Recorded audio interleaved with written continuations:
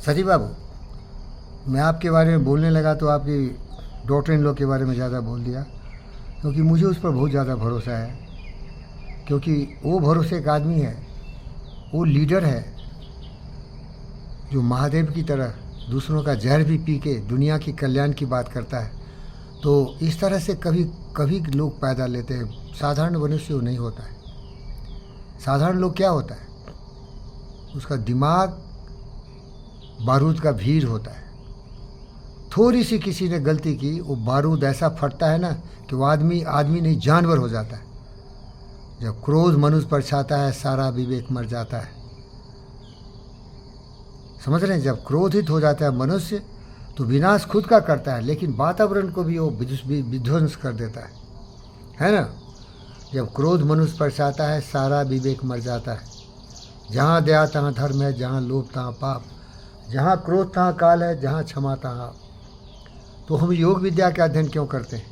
हमारे दिमाग में 10 ही बात आनी चाहिए। बताइए क्या हो? यम नियम स्वच्छ संतोष तपसा स्वाध्याय ईश्वर परिजन। हाँ। सत्य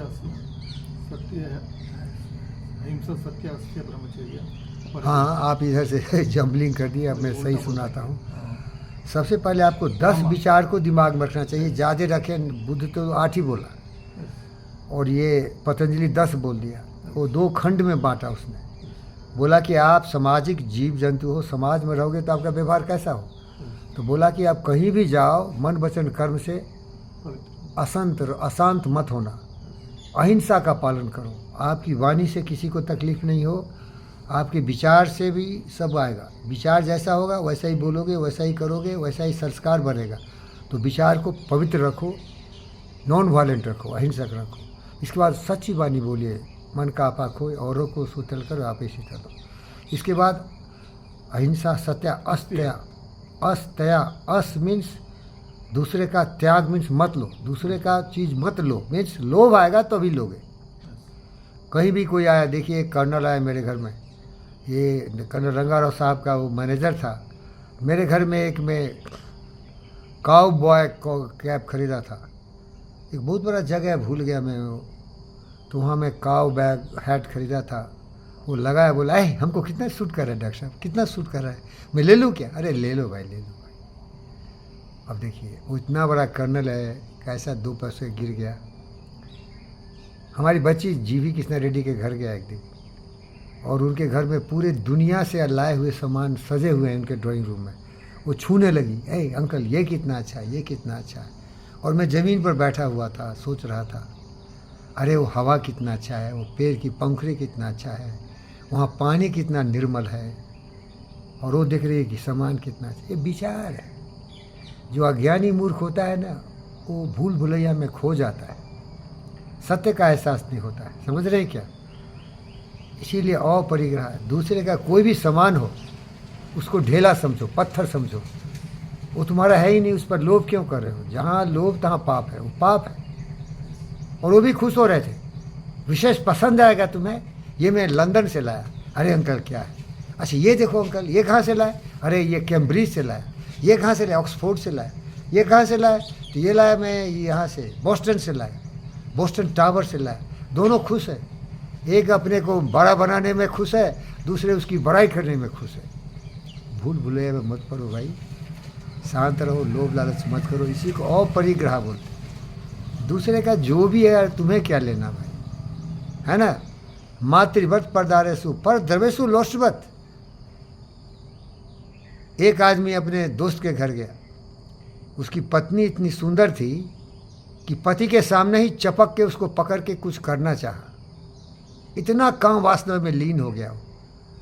इसीलिए कवि बोला कि दोस्त की पत्नी माता की तरह होती है। उस पर उसको संभोग करने की प्रेरणा कहाँ है? यह है इनडिसिप्लिन माइंड। उसके माइंड में ये विचार गलत आया तो क्यों आया? इसीलिए बोलता है मातृवत परदारेशु। मातृवत परदारेशु, दूसरे की पत्नियां माँ की तरह है, क्योंकि तुम्हारी पत्नी तुम्हारे डीएनए को जनरेट करती है। अगर तुम उसको संभोग कर लोगे तो तुम्हारा डीएनए आ जाएगा, उसका फैमिली का डीएनए बर्बाद हो जाएगा। क्या नहीं समझ रहा है? क्या आप डॉक्टर हैं ना भाई? स्पर्म और ओवम का जब फर्टिलाइजेशन होता है तो दूसरे का स्पर्म आएगा तो उसका वंश बर्बाद हो जाएगा ना।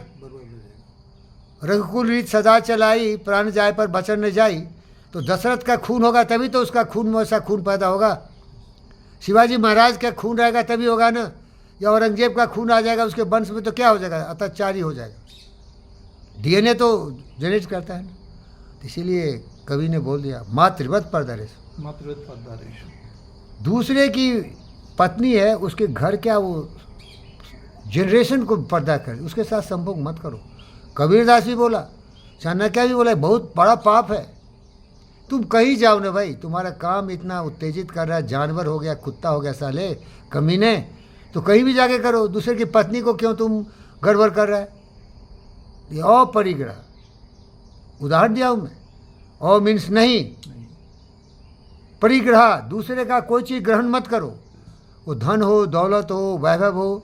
अब कोई आदमी है चूतिया साला, क्या कहेगा, अरे तुम्हारा कार कितना अच्छा है, चलाऊँ क्या? अरे तुम्हारा बाइक कितना अच्छा, चलाऊँ क्या? बोला गड़प, मुझे तो साला चूतिया है, मादर चोद है। क्या ये चूतिया है, चीप है साला। बोले गांव में दबे मादर चोद तो खरीद लेना, छूना नहीं। अरे एक तुम्हारा कार चला है ना, टायर फाड़ दिया, कोई स्टीयरिंग तोड़ दिया। एक आदमी थे, बहुत बड़ा धंधा किया उनके साथ, मेरी ज़िंदगी को उन्होंने बदल दिया। पहुंच गए ऑफिस, पूरा सर्विस करा के 1.5 लाख रुपया हम बना के आए थे। बोले हमारे पास बाइक है, कार चाहिए, हमारा बहुत बड़ा सौदा चल रहा था। बोले कार क्या साला, मेरी ज़िंदगी ले लो, लेकिन वो तो चाहिए। ले गए, 15-20 दिन वो 200-400 लोगों को चढ़ा के तोड़ ताड़ के लौटाने आए। मैं बोला देख भाई अकबर भाई सुन, मैंने बचपन में पढ़ा था 3 चीज़ कभी शेयर नहीं करना। अपनी गाड़ी, बाइक हो कार हो, अपनी बीवी मत चोदवाओ दूसरों से। और पुराने ज़माने में पेन होता था जिसमें नीब होता था, ऐसा 2 फट्टा, उससे इंक उतरते थे। हर आदमी का प्रेशर अलग अलग होता है। अगर आप लिखते हो किस प्रेशर से, उस हिसाब से सेट होता है। अगर दूसरा कोई लिखेगा ना तो खराबी हो जाएगा, वो कलम काम का नहीं रहे। तो बहुत हंसे अकबर भाई, बोले ऐसा है क्या? बोले ऐसा ही है। तो अपनी गाड़ी, अपनी बीवी और पेन, ये पढ़ा किसी महान व्यक्ति का काम। तो भाई यही कहने का मतलब है अपरिग्रह। अभी लेक्चर बड़ा और बंद कर दे रहा हूँ। Thank you.